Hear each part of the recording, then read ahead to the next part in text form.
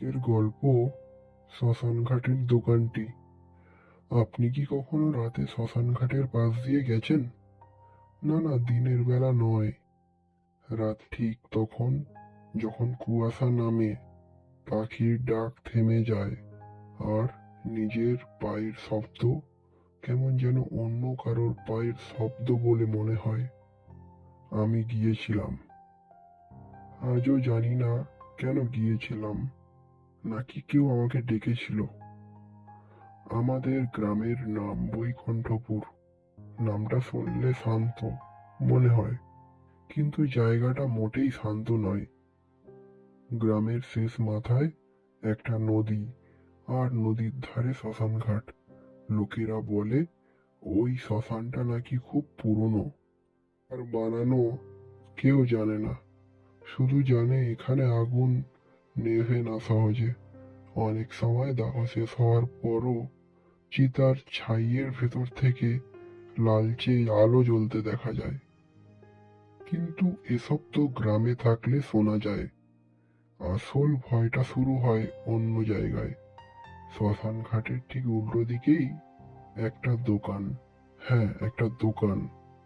চায়ের দোকান নয়, মুদির দোকান নয়, কিন্তু তবুও দোকান। লোকেরা একে বলে শ্মশান ঘাটের দোকান। আমি তখন কলেজে পড়ি। আমার নাম অয়ন। পড়াশোনার পাশাপাশি গ্রামের লোকেদের মোবাইল, টিভি ঠিকঠাক করে দিই। সেই সূত্রেই অনেক রাত করে ফিরতে হয়। সেদিনও ফিরছিলাম। সময় তখন প্রায় রাত 11:30। চারিদিকে কুয়াশা, চাঁদটাও মেঘে ঢাকা। নদীর দিক থেকে ঠান্ডা বাতাস আসছে, আর শ্মশান ঘাটের ভেতর থেকে মাঝে মাঝে কাঠ পোড়ার গন্ধ। আমি সাইকেল চালাচ্ছিলাম, হঠাৎ দেখি দোকান খোলা। আমি থমকে গেলাম, কারণ সবাই জানে ওই দোকান দিনের বেলা খুব কম খোলে, আর রাতে তো অসম্ভব। কিন্তু সেদিন একটা কুপির আলো জ্বলছে।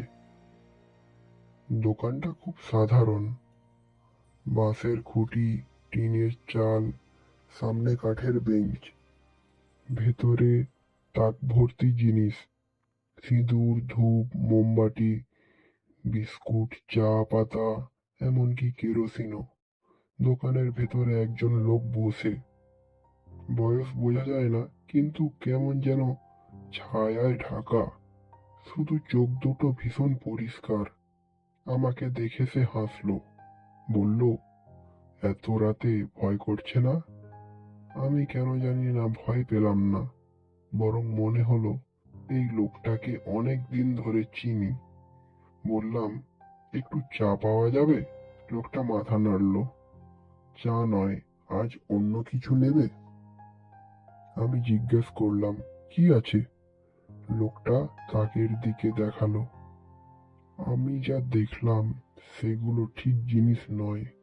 একটা ছোট শিশুর লাল ফিতা, একটা ভাঙা শাঁখা, এক জোড়া নূপুর, আর একটা কাগজ, পুরনো কালো ছাইয়ে ঢাকা।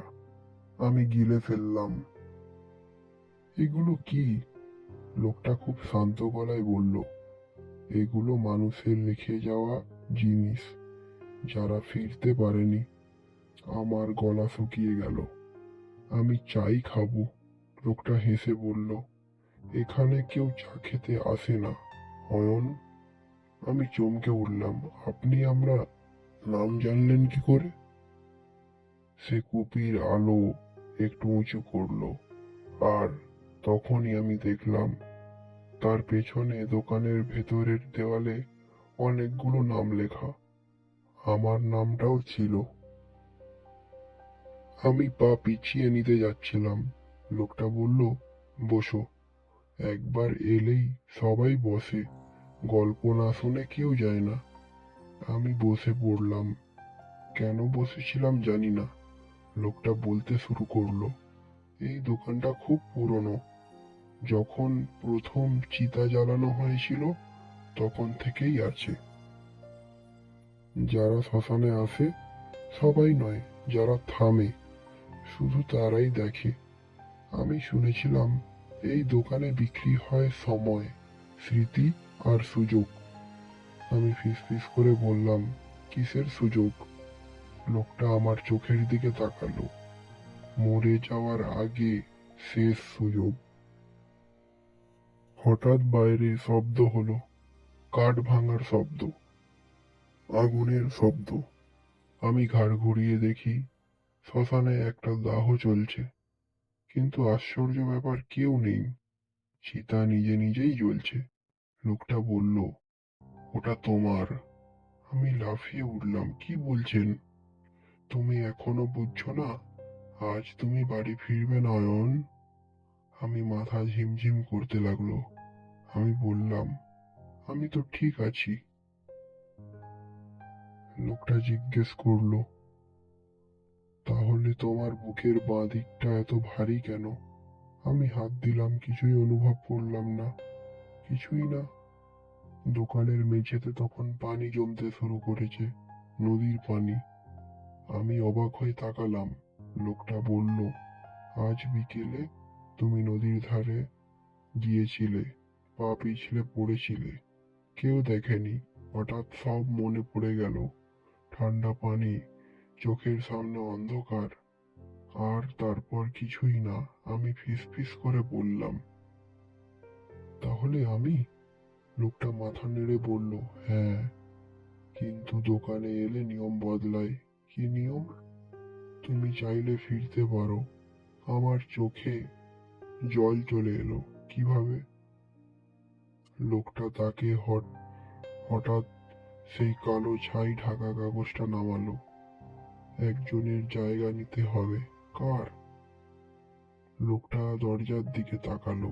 দরজার বাইরে আমি নিজেকে দাঁড়িয়ে থাকতে দেখলাম, কিন্তু চোখ দুটো ফাঁকা, মুখে কোনো অভিব্যক্তি নেই। লোকটা বলল, ওটা সেই তুমি যে আর ফিরতে চায় না। আমি চিৎকার করতে চেয়েছিলাম, কিন্তু গলা দিয়ে শব্দ বেরোলো না। লোকটা বলল, একজনকে থাকতে হবে দোকানে, গল্প বলতে হবে, আর একজন যাবে। আমি কাঁপতে কাঁপতে বললাম, আর যদি না চাই?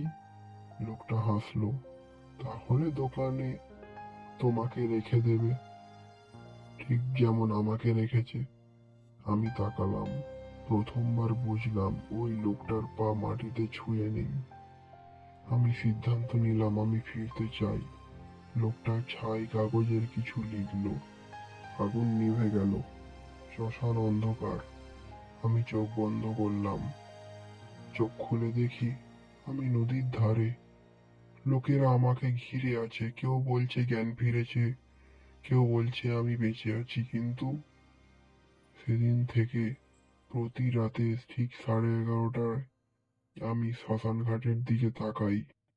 দূরে একটা কুটির আলোর জ্বলে, আর দোকানে বসে থাকা লোকটা আমার মতো দেখতে। সে গল্প বলে নতুন কাউকে, আর আমি জানি একদিন আবার আমার পালা আসবে, কারণ শ্মশান ঘাটের দোকান কখনো খালি থাকে না।